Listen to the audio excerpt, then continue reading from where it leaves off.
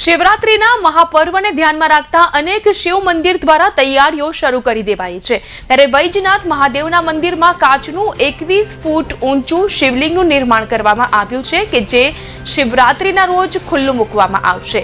હિંમતનગરના રાયગઢ ગામે પ્રતાપસાગરની તળેટીમાં આવેલ સ્વયંભૂ પ્રાચીન વૈજનાથ મહાદેવના મંદિરે શિવરાત્રી અને શ્રાવણ માસમાં અનેકવિધ શિવલિંગનું નિર્માણ કરવામાં આવતું હોય છે।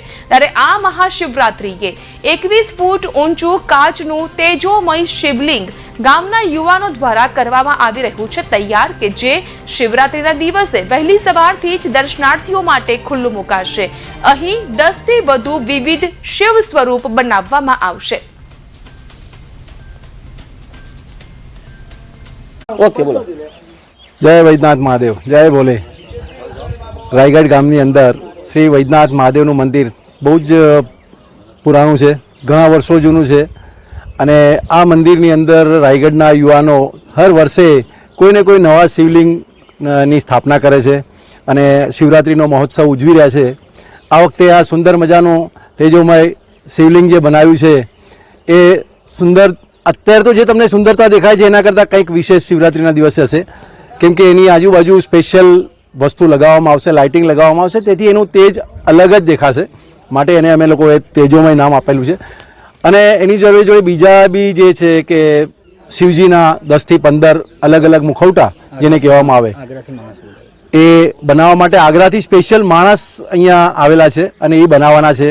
તો દરેક ભાવિ ભક્તોને રાયગઢ ગામની અંદર વૈદ્યનાથ મહાદેવમાં શિવરાત્રિના દિવસે આવે અને તમે કેટલા દિવસથી લાભ લે।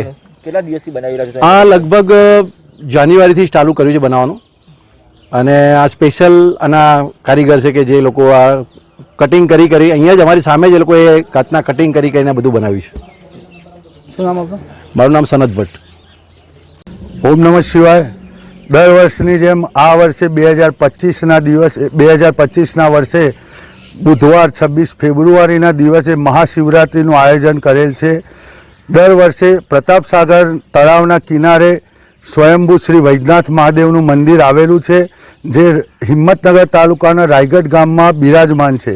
જે મંદિરના પટાંગણમાં રાયગઢના યુવાનો દ્વારા આ વર્ષે 21 ફૂટ ઊંચું તેજોમય શિવલિંગ બનાવવામાં આવેલ છે।